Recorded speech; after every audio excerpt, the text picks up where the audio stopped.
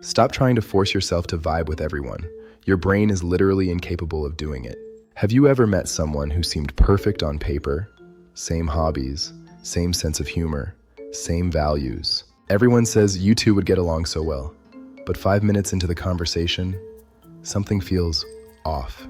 No fight, no awkward moment, just nothing. Meanwhile, someone completely different walks into your life, and within minutes, you're laughing like you've known each other forever. So what's actually happening? Is it personality, luck, chemistry? Or is something much stranger happening inside your brain? Because neuroscience is starting to reveal something incredible. The people you instantly vibe with might literally have brains that begin synchronizing. And if that's true, it changes how you think about every friendship, every relationship, maybe even yourself. Most people think connection starts with personality. I'm outgoing. They're funny. We have the same interests.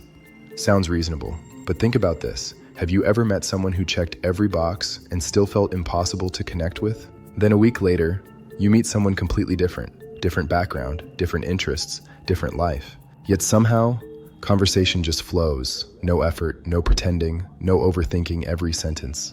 You leave wondering, why was talking to them so easy? Nothing about you changed. Nothing about them changed. It's like trying two pairs of headphones with the same phone. One connects instantly, the other refuses. No matter how many times you press the button, same devices, different synchronization. You see this all the time. A new employee joins the office. They spend weeks trying to fit into one group. Then one lunch break, they sit with a completely different team. Suddenly they're laughing, sharing stories.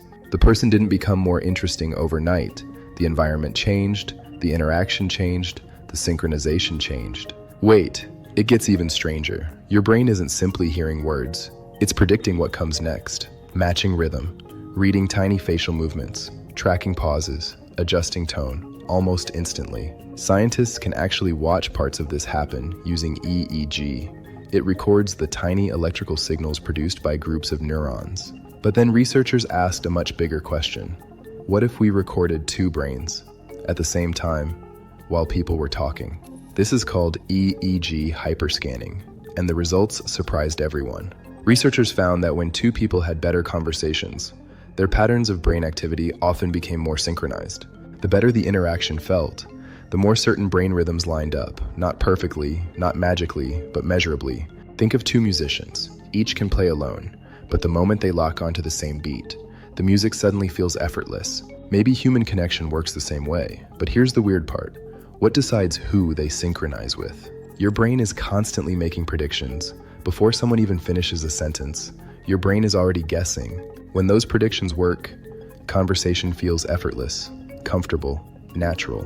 But when prediction keeps failing, everything suddenly feels exhausting. You think before every sentence.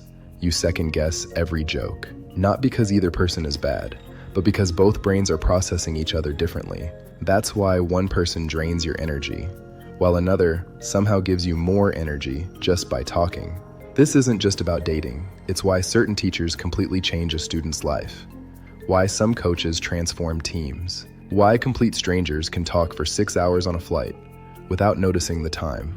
Your brain isn't searching for identical people. It's searching for compatible patterns. Now think about what this means. Every person you've ever called boring, both of you may have been completely wrong. Neither brain was broken. Neither personality was the problem. They simply never synchronized. Chemistry isn't something two people find. It's something two brains build. Every conversation either strengthens that bridge or quietly lets it fade. But here's the part almost nobody talks about. Synchronization may explain why humans cooperate at all.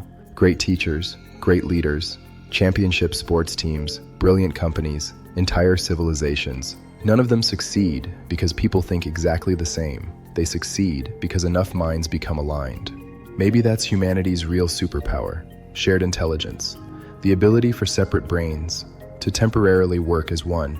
Maybe that's how cultures spread, how ideas survive, how complete strangers become families. And maybe your best version was never hidden.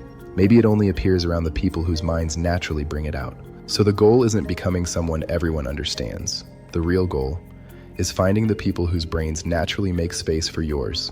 Conversation becomes effortless, silence becomes comfortable, and you become a version of yourself you didn't even know existed. Silence becomes comfortable, and you become a version of yourself you didn't even know existed. So the next time you don't click with someone, don't immediately ask, "What's wrong with me?"